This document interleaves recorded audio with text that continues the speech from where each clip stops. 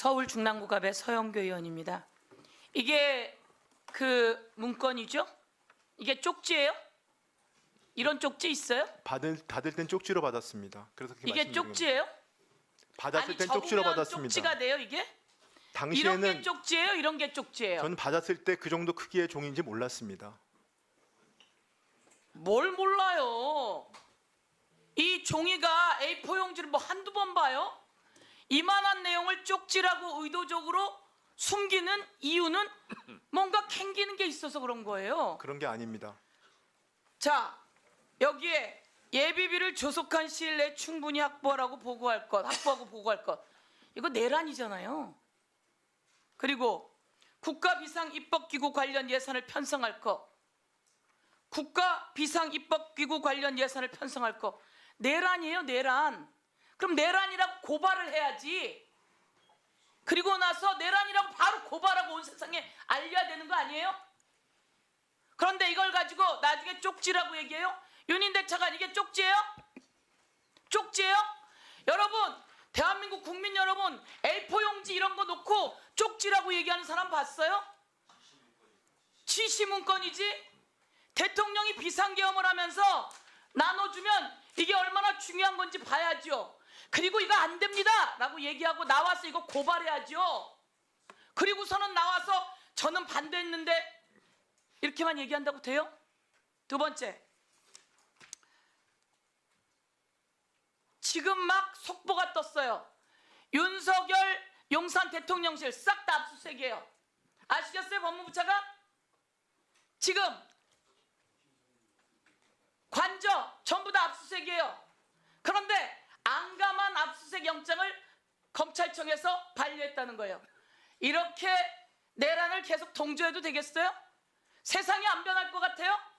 세상 변합니다. 그래서 이 내용 다 알고 예비비 준비하려고 했던 최상목 관련해서 우리가 탄핵해야 된다는 거예요. 탄핵을 남발한다고요? 징계를 때리고 그 검사, 그 잘못된 사람들을 잘랐어야지. 자르지 않으니까 탄핵하는 거 아니에요. 그렇게 해서 탄핵했음에도 불구하고 제대로 변화하지 않으니까 끝내 누가 탄핵된 겁니까? 윤석열 탄핵됐습니까? 안 됐습니까? 기재부 장관. 탄핵됐습니다. 윤석열 파면됐습니까? 그렇습니다. 대한민국 대통령이 파면됐어요. 거기에 경제수석이 누구였어요? 대통령 시절에. 제가 경제수석이었습니다. 최상목이에요. 그리고 파면될 때 기획재정부 장관이 누구예요? 접니다. 최상목이에요. 윤석열은 위헌하고 위법한 행위를 해서 파면됐어요. 그러면 거기에 기재부 장관 경제수석 했던 사람 당연히 사퇴해야 되는 게 맞지 않아요? 알 것 같아요. 저는 곧 사퇴합니다. 그래도 그 곧이 동안에 아니라 그렇기 때문에 그 동안에 제가 최선을 다하겠습니다. 거 아닙니까? 당시에 사퇴했어야죠. 제가 여기서 이야기할게요. 문재인 정부 21년, 22년 코로나 때예요. 그때 세수가 얼마나 더 늘어났어요? 21년 61조, 22년 52조예요. 그런데 23년, 24년 윤석열 그리고 경제수석인 최상목, 기획재정부 장관인 최상목 시절에 56조, 30조 세수 부족이에요. 이러고도 뭘 할 말이 있어요? 저는 위헌하고 위법한 행위가 차고 넘치는데 이 경제 다 망가뜨린 걸로 탄핵 대상이라고 이렇게 생각해요. 네, 말씀드렸어요. 21년, 22년은 자산시장 버블이 있었습니다. 그리고 23년, 22년, 23년 그 뒤에는 글로벌 복합위기가 있었습니다. 복합위기 직후에는 보세요. 그런 일이 있었습니다. 네. 그런 얘기를 하니까 경제 수장으로 일을 못한다는 거예요. 그렇게 다른 곳으로 떠넘기고 그리고 자기 책임 안 하고 떠넘기는 게 아니라 그리고 정확히 내가 말씀을 드리는 어제 겁니다. 이야기할 때 이런 얘기했죠. 소상공인들이 폐업을 많이 한다고 대정부 질문에서 의원이 이야기하니까 뭐라고요? 자영업자들이 변화에 못 따라간다고? 자영업자들이 온라인 판매 등 변화에 못 따라간다고?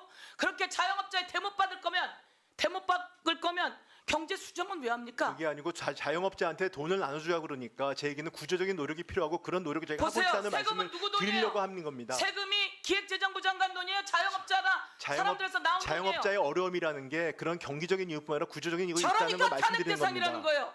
세금은 국민이 낸 돈이에요. 그럼 국민이 어려울 때 세금으로 돌려줘서 마중물을 만드는 게 정부가 해야 될 일인 거예요. 그렇기 때문에 재정을 명심하세요. 갖다가 재정을 자, 저희가 마지막, 굉장히 핸드폰을 신중하게 써야 바꿔놓고 됩니다. 핸드폰을 12월 7일 날 바꿨어요. 자, 정리해 주세요. 12월 7일 날 바꿔놓고 안 바꿨다고 거짓말하면 됩니까? 정리해 주세요.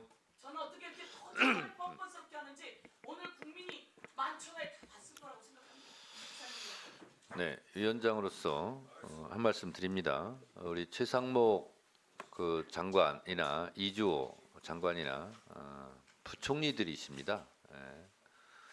저는 아까 최상목 우리 장관께서 비상계엄에 대해서 반대했다 이렇게 말씀하셨어요. 저는 그 부분은 잘했다고 생각해요. 찬성한 것보다는 훨씬 낫죠.